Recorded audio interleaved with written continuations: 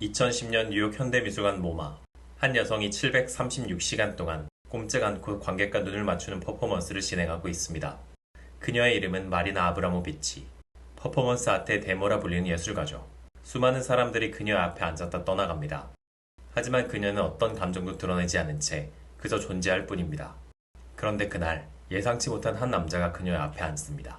22년 만에 마주한 옛 연인이자 가장 뜨거웠던 시절, 치열하게 영감을 나누고 온몸으로 함께 투쟁했던 예술적 동지 울라이였습니다.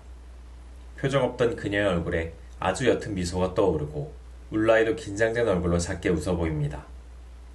그리고 마리나의 눈가가 붉어지며 눈물이 고이기 시작합니다. 두 사람은 아무 말 없이 오직 눈빛으로 12년의 사랑과 22년의 시간을 건넵니다.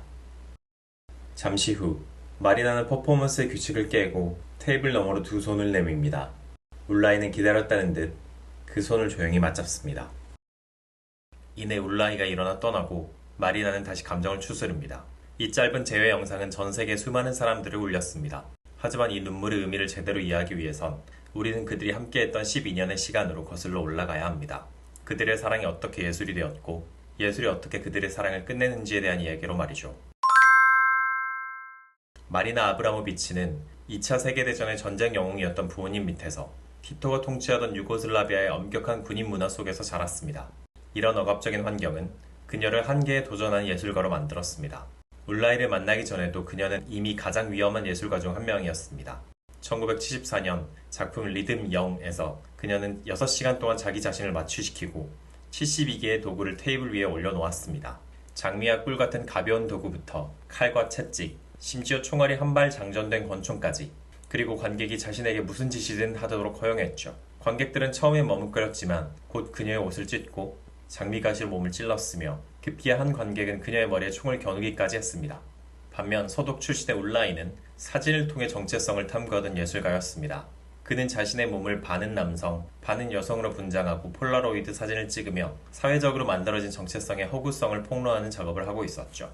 이렇게 서로 다른 세계에서 하지만 똑같이 몸을 이용해 예술의 경계를 허물던 두 사람. 1976년 네덜란드 암스테르담에서 두 사람은 운명처럼 마주칩니다. 놀랍게도 생일마저 11월 30일로 같았죠. 서로에게 거대한 끌림을 느낀 두 사람은 각자의 성공적인 커리어를 모두 버리고 연인이자 하나의 예술가가 되기로 결심합니다. 그들은 낡은 밴 한 대를 사서 유럽을 떠돌며 생활했고 모든 소유물과 아이디어를 공유했습니다. 그들은 이 새로운 공동의 자아를 저 존재라고 불렀습니다. 개인의 나는 사라지고 관계 속에 우리만이 존재하는 완벽한 합의를 꿈꿨죠.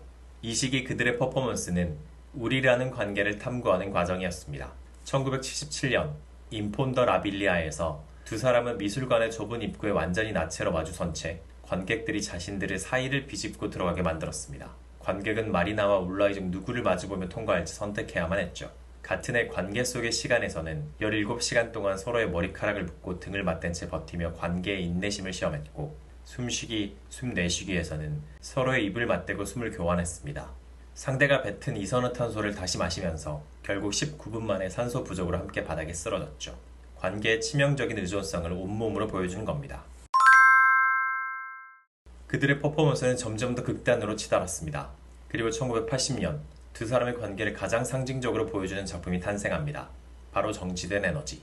울라이는 활을 힘껏 당기고 있고 마리나는 자신의 몸무게를 실어 그 활을 지탱합니다. 그녀의 심장 바로 앞에는 날카로운 화살촉이 겨녀져 있죠. 두 사람의 심장에는 마이크가 부착되어 증폭된 심장 박동 소리가 전시장에 울려 퍼집니다. 울라이가 실수로 활실을 놓는다면 화살은 마리나의 심장을 꿰뚫게 됩니다. 4분 10초. 이 짧은 시간 동안 두 사람은 사랑의 가장 극단적인 형태, 즉 완벽한 신뢰와 죽음의 가능성을 동시에 보여주었습니다. 육체의 한계를 실험하며 치열한 예술적 동지를 나눴던 두 사람. 그들은 세계적인 명성을 얻기 시작했습니다. 하지만 아이러니하게도 세상의 주목이 커질수록 견고했던 둘의 세계에 균열이 생기기 시작합니다. 언론과 대중은 점점 더 카리스마 넘치는 마리나에게 집중했습니다. 마리나 아브라모비치와 울라이가 아닌 마리나 아브라모비치와 그녀의 파트너로 불리는 일이 잦아졌죠. 하나의 예술가를 꿈꿨던 울라이는 점차 자신의 정체성이 마리나에게 흡수되고 있다는 불안감에 시달렸습니다. 예술적 방향에 대한 의견 충돌도 잦아졌습니다. 바로 그때 두 사람은 관계의 마지막 불꽃을 태울 위대한 퍼포먼스를 기획합니다. 바로 만리장성에서 만나 결혼식을 올리는 연인들 프로젝트였죠. 하지만 중국 정부의 허가를 기다리는 8년이라는 시간 동안 둘의 관계는 돌이킬 수 없을 만큼 멀어지고 맙니다. 결정적으로 이 프로젝트를 준비하는 과정에서 울라이는 함께 일하던 중국인 통역사와 사랑에 빠졌고 그녀는 울라이의 아이를 임신하게 됩니다. 마리나에게는 청천벽력 같은 소식이었죠.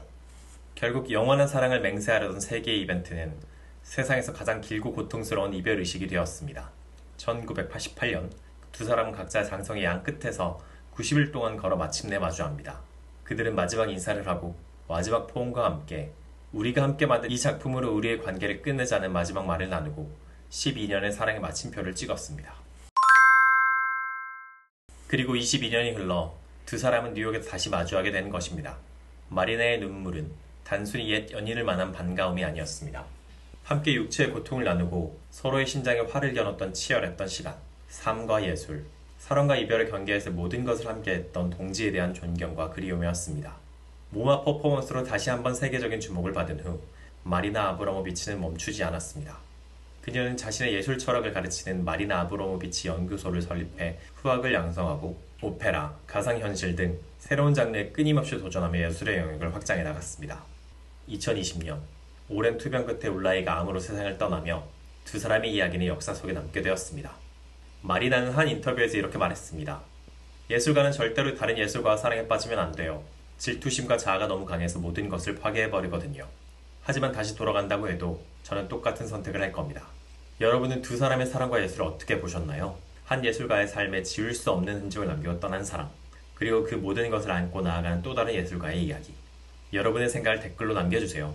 다음에는 더욱 흥미로운 이야기로 돌아오겠습니다. 지금까지 시청해주셔서 감사합니다.